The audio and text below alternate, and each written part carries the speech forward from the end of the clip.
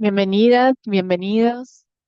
Hoy te quiero compartir un relato muy especial de una periodista argentina independiente que tiene su página web bbcomunicación.com.ar. Las dos primeras B cortas seguidas, bbcomunicación.com.ar.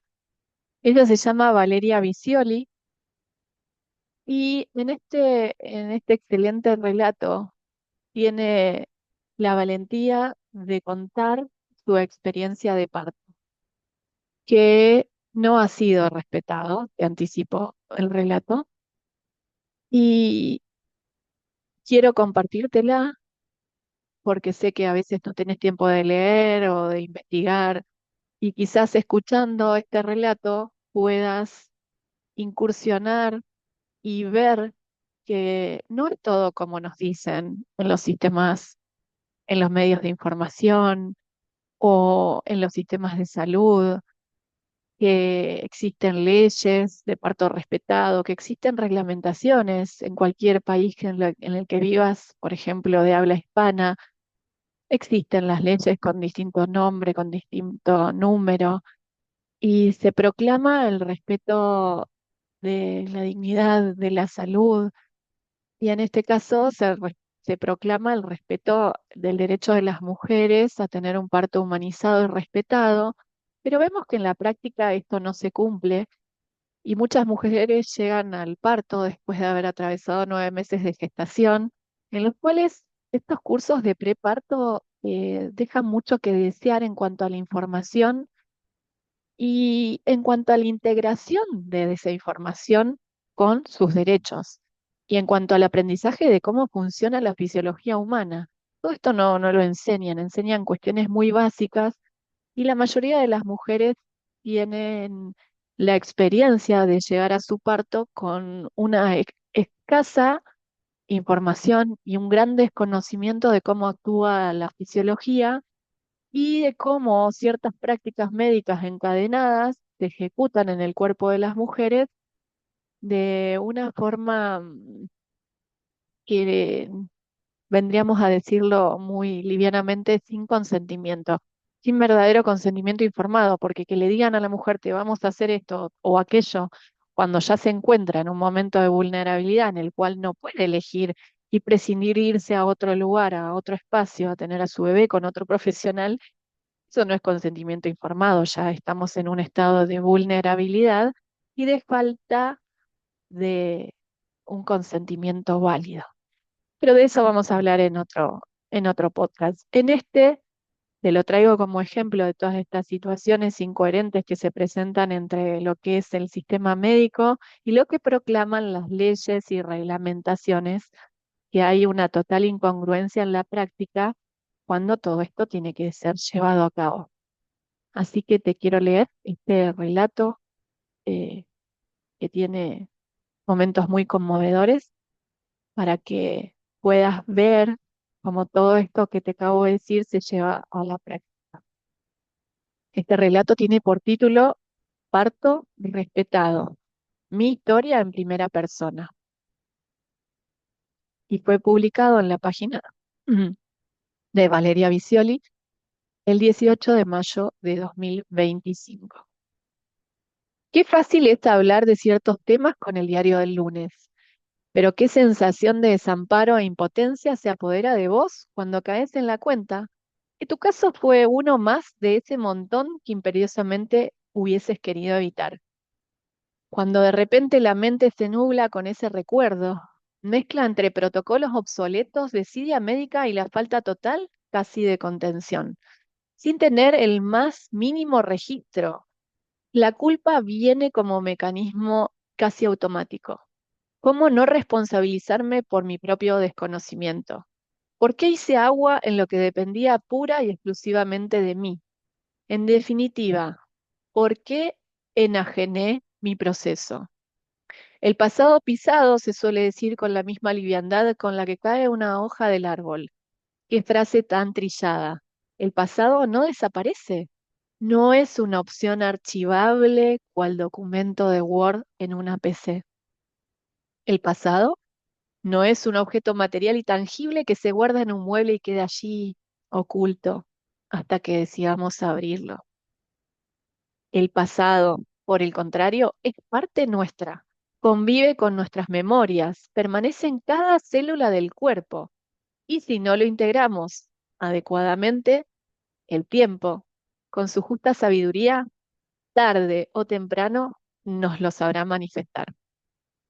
Hecho todo este preludio, lejos de sermonear sobre la importancia de interiorizarse sobre el parto respetado, mi intención es compartir mis vivencias en un momento en el que, vaya a saber si por ingenuidad, falta de ovarios o de ambas, no indagué ni investigué lo suficiente para llegar mejor preparada al nacimiento de mi bebé. Este momento bisagra, que, sin dudas, representa un antes y un después en la vida de toda mujer. La idea de compartir mi historia es para alertar a otras, para que no las agarren desprevenidas y puedan contar con más recursos, tener participación y ser proactivas, no solo en el parto, sino durante todo el periodo de gestación y puerperio. Por supuesto, también pueden optar por ser una mera masa receptora de indicaciones de terceros, como lo hice yo en su momento. Pero repito, a más conciencia, mayor bienestar. Mateo nació una tarde del 19 de octubre de 2016 por parto institucionalizado con una cascada de intervenciones. Recuerdo que esa mañana me levanté como de costumbre y sentí una leve pérdida. Debo confesar que aún sabiendo que estaba en fecha me asusté. ¿Y cómo me asusté? Alerté a la partera de la situación, quien, del relato de una madre primeriza, lagrimeando con voz temblorosa y muerta de miedo, me mandó a acostarme un rato más, con varias capas de algodón, para contener eso que quería salir. Contame en 2 o 3 horas cómo seguís, sentenció por teléfono. Seguí sus indicaciones, al pie de la letra, cual receta de cocina. Al mediodía volví a chequear, todo seguía igual. La llamé como habíamos acordado. Prepara tus cosas y vení al sanatorio, fueron sus palabras. Así que corté y bolso en mano estaba en menos de 20 minutos en un taxi en un mar de pánico y confusión. Llegué al consultorio, me hizo pasar. La saludé como pude. Mi cuerpo físico estaba ahí, pero mi mente desbordaba de incertidumbre y el vaivén de emociones me estaba jugando una mala pasada. ¿Y ahora qué? Me preguntaba a mí misma una y otra vez. Todo esto que parecía una eternidad sucedía en segundos y yo no era capaz de asimilarlo. Estaba empezando el trabajo de parto. Tacto, rompimiento de bolsa y un llanto inconsolable. Te hago una, un- una pausa al margen. Esto que le acaban de hacer a Valeria en ese momento, lo hacen como una práctica médica de rutina, sin consultarle a la mayoría de las mujeres que asisten a una guardia cuando están comenzando su trabajo de parto. No le preguntan nada. Sin su consentimiento, le hacen un tacto y le rompen la bolsa prematuramente. Y quizás ella podría haber estado tranquila, siguiendo con su trabajo de parto en su casa, esperando que todo transcurra fisiológicamente en los tiempos naturales. Perdón que te haga esta pausa con esta aclaración, pero es por si vos estás escuchando y estás en esa situación o llegas a estar, o alguna mujer que está cerca tuyo llega a estar en esa situación, tienen que saber que esto está pasando y que lo hacen de rutina. Continuó, perdón. El miedo hablaba por mí. La partera dijo 2 boludeces en un tibio intento por calmarme y me mandó al pasillo a sentarme y a esperar. ¿Esperar qué? ¿A quién? La burocracia no entiende de procesos biológicos, mucho menos de sentimientos. Había que hacer los trámites para ingresar formalmente al sanatorio. Recuerdo la carpeta con el arsenal de papeles, de estudios médicos, laboratorios, ecografías. La cantidad de tiempo que una mujer embarazada invierte visitando médicos durante 9 meses es un excelente negocio para las prepagas, créanme. Hicieron una revisión exhaustiva de la documentación, no sea cosa que faltase un análisis de sangre, pero se olvidaron completamente de mí, que permanecía allí, a la espera. Después de no sé cuánto tiempo, objetivamente no puedo determinarlo, solo siento que fueron años luz, me ingresaron a la sala de parto. Una vez en la camilla, sin consultarme, me pusieron un suero con oxitocina. Las contracciones se intensificaron y se hicieron cada vez más regulares.